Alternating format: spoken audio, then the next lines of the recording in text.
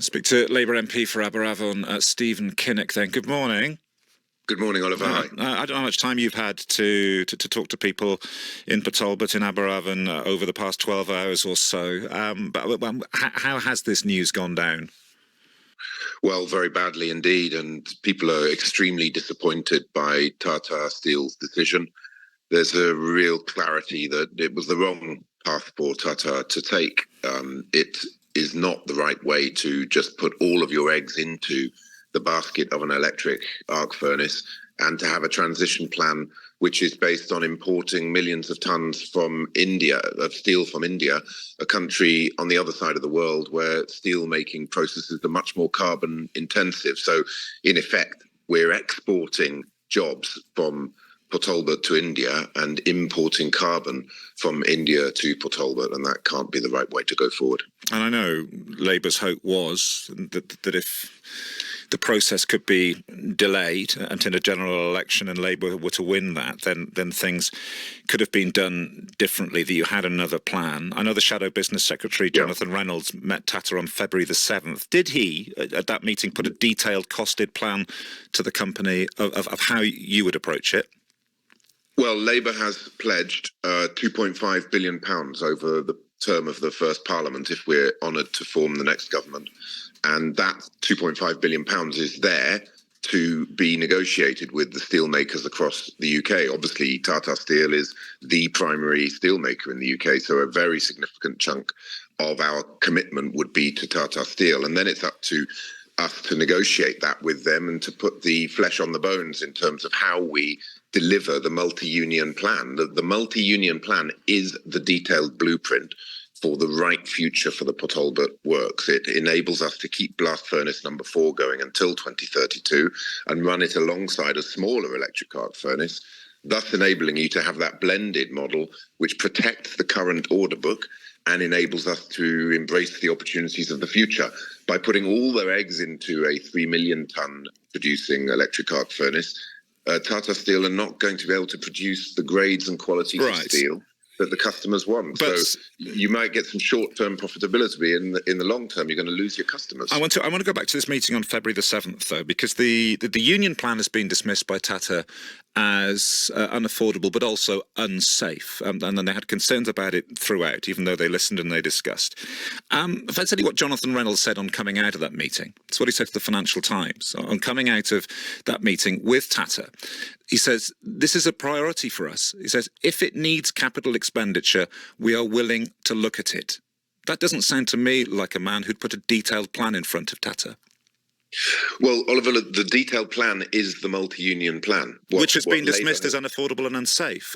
Does Labour have a plan? Or did Labour have a plan?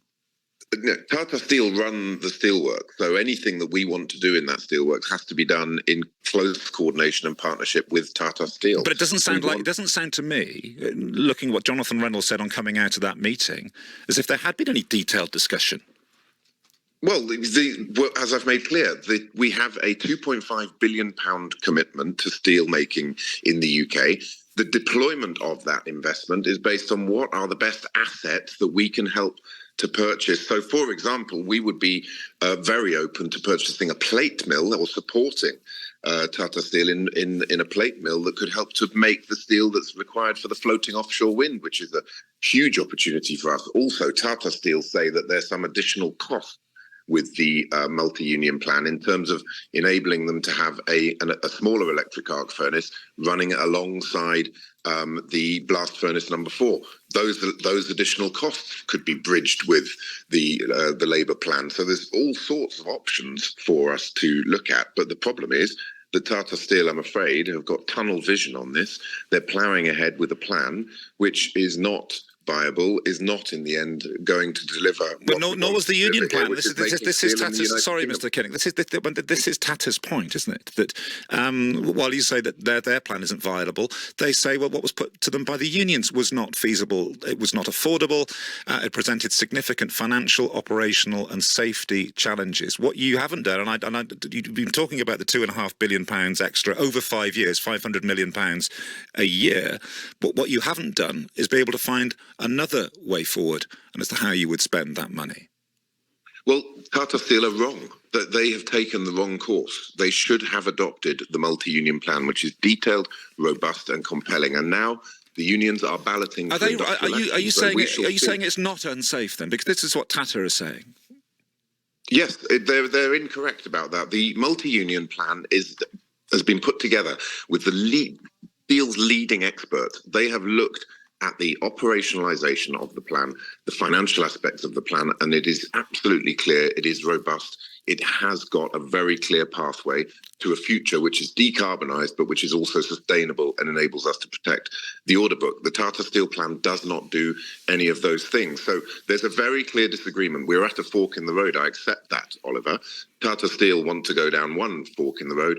The unions and the workforce want to go down another. We don't want for £500 million of British taxpayers' money to be spent on making thousands and thousands of people redundant. It's not just the 2,800 workers who work directly employed for Tata. There's probably at least 3 times as many jobs that are going to be lost through the supply chains, the contractors, etc. So you could be looking at up to 9,000 jobs being lost. And on that, Mr. Kinnock, the multi-union plan. A great deal was made of the transition board, looking at other opportunities for the region, for Port Talbot, for the workers. There's £100 million there to be spent on finding alternative employment and enterprise. We spoke to the Secretary of State for Wales earlier, who chairs that board. He felt that things were moving forward as regards transition as reasonably quickly as could be expected. You also sit on that board. Are you satisfied with the rate of progress? I think it's been slow, but it's extremely challenging because when you're looking at potentially up to 9,000 to 10,000 jobs being lost, the impact of that is just absolutely devastating on our economy and on our communities. And of course, we'll work on the transition board to mitigate the impact as best we can. But the choice that Tata have taken is going to make the work of the transition board many, many times more difficult. We need to move more quickly. We did approve the local economic action plan, which sets out how we can get some of the skills and training and get people matched up with some of the job opportunities that there are. But the reality is that steel workers, it's a highly skilled job. It's relatively well paid, and there aren't that many highly skilled and well paid jobs for steel workers to go into. So we've got a serious challenge in front of us. It's just devastating that Tata Steel have taken a choice to make that challenge many, many times more difficult. Thank you very much.